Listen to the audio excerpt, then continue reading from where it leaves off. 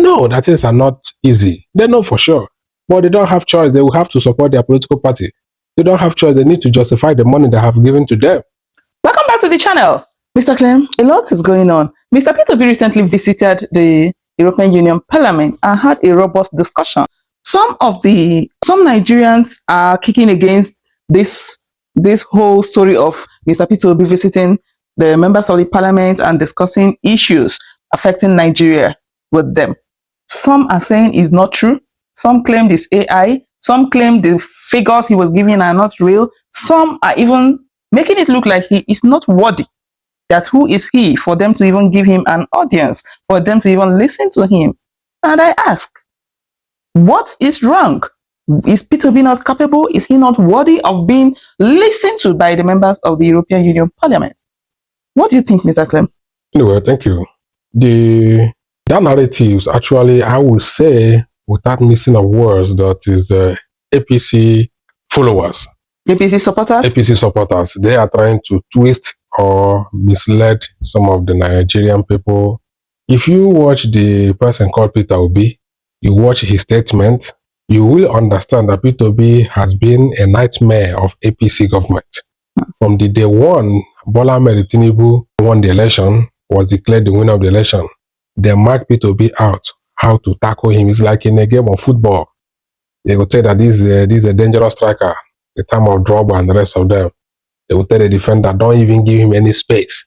Because any little chance you give to Drogba to turn is already a goal. Yes. Wow. That's exactly what they are marking Peter Obi now very closely. Peter Obi went to European Union Parliament and addressed them. Yes, he's very worthy. He's very, very, very, very worthy to do that. Nigerians, some people who are not believing Peter Obi are still living. I'm not saying that they are living in bondage or they are not living in reality. But they are all living in Nigeria. Yes, everyone lives in Nigeria. Are you not saying people are campaigning for Tinubu's re-election? Are they not Nigerians? Are they not living in Nigeria? They live in Nigeria. That is what money can do. That is what political association can do. Okay. So it's not about things are not well. They know that things are not easy. They know for sure. But they don't have choice. They will have to support their political party. They don't have choice. They need to justify the money they have given to them. They don't have choice. They have to do whatever they can choice. They have to justify the amount of money paid to them. Some of them are influencers. Some of them are political influencers. What they are doing, they are not just doing it because they don't know that things are not difficult in Nigeria. They know very well, but they are businessmen and women. The government or people who are trying to move the party to the atmosphere of everything is okay in Nigeria. They are making every effort looking for influential people that can twist whatever P2B says or whatever figure he gives in a way to make it to look something funny. Even though we are saying that the population of European Union membership citizens compared to Nigerian, that is over 200 million people. But people don't understand that all European countries, they say that they were all 700 something million. But that is not fact. The fact is this: yes, if you want to mention the European countries, then you are giving the figure of 700 something million, close to 800 million. That is justifiable. But when you are talking about European Union Commission, not every European country is a member of European Union. Okay. Like Britain, okay? Britain was in England. They were part of European Union before they voted and they voted out of it. Okay? Country like Ukraine is in Europe. Russia is in Europe. They are not part of European Union. There are a lot of countries in Europe today that is not yet a member of European Union Commission. Yeah. So some of them are trying to join. Some are not looking, or they think that you are not to make that effort. So it's not every country in Europe. When they say they give you Schengen visa, for example, you can only travel within the countries that is in the neighborhood of that commission, that European Commission. So there's not anything like he misquoted figure of anything. No, but rather they are just trying to look for something they can use to discredit his movement. P2B is very, very, very eloquent and very articulated in his statement. There's no any missing of words that he knows what he is doing. As a philosopher, he reads minds of people. He knows how to push things the way that things will change and the narratives at the same time. He has been doing things in a way that the government, they cannot comprehend what is going on. Last week, he was in the US, in Charlotte precisely, and you watch some of the clips that emanated from that very visit. Okay, he said that some people wanted to give him an award here in North Carolina, but he said no. not yet time. That they have a lot of job to do. He said no. They want to give him an award. It's no more. It's not yet time. They have a lot of job to do ahead of him. So why are you giving him an award when he has not even done the job? That is what is killing Nigerian politicians. He had just been sworn in within 1 month. He has started carrying all kind of award, all kind of what have you done?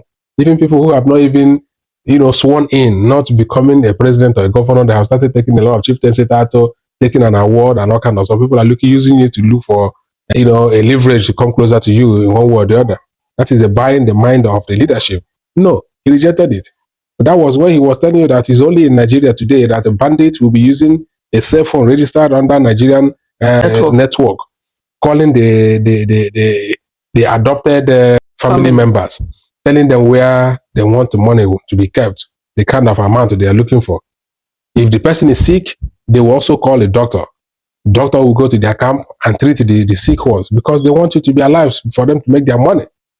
The doctor will go there and treat the sick adopted person and release the doctor. Doctor will come out. Tomorrow they will tell you they've just called us this morning. They said this, they said that. Nigerian police is the only one that can tell you that they don't know where those hoodlums, those adopted people are. But they are using Nigerian telephone to make a call, to make a local call. You can't be able to trace where the call is coming from, which is very, very, very unbelievable.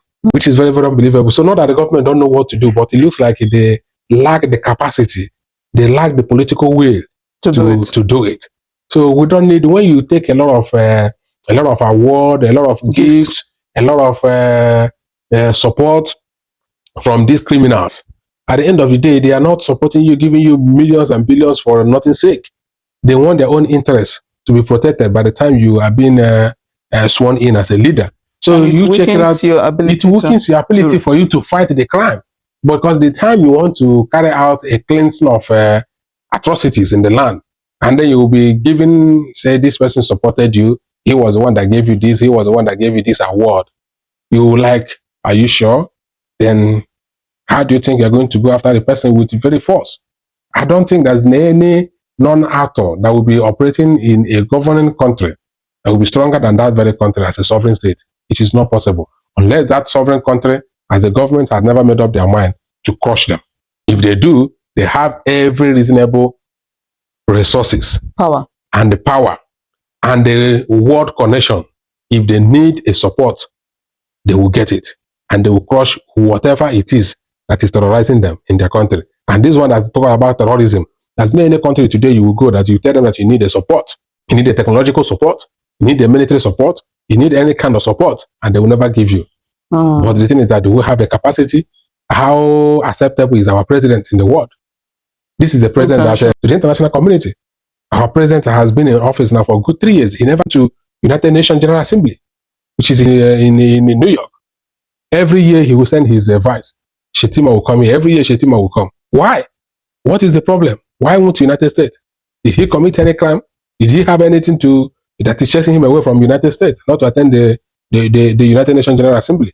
So you ask yourself, which foreign countries is he working in close with? But he do visit maybe Rwanda, some other countries. So he visits Rwanda. Actually, Rwanda is doing better than we are today in Nigeria, which is very unfortunate. Very, very unfortunate. We are not supposed to be in the level of Rwanda. We're supposed to be ahead. I've not seen any African country today that you can use to compare to Nigeria in terms of resources we have. So if we have the huge and enormous resources like this, that means we're supposed to be doing well in every sector of human indices. We're supposed to be doing very, very well. We have the resources, huge resources, but the money is being looted. We got those resources. Those money are being looted by our leaders, especially our political leaders. The people who have kept Nigeria in abject poverty today, out of school children, are our political leaders. They are the ones that are using their pen to write out our billions of naira. When you see a criminal, people who went to loot bank or snatching a handbag and you are killing them, burning them, no. I'm not saying that what they are doing is justified. No, it's not justified. But who are the people that put them into that very mess they find themselves? It's our political leaders. It started from somewhere. That's why P2B will tell you that any country that you see a politicians claiming to be wealthy more than the businessmen, the country is finished. And that's what we are experiencing today in Nigeria.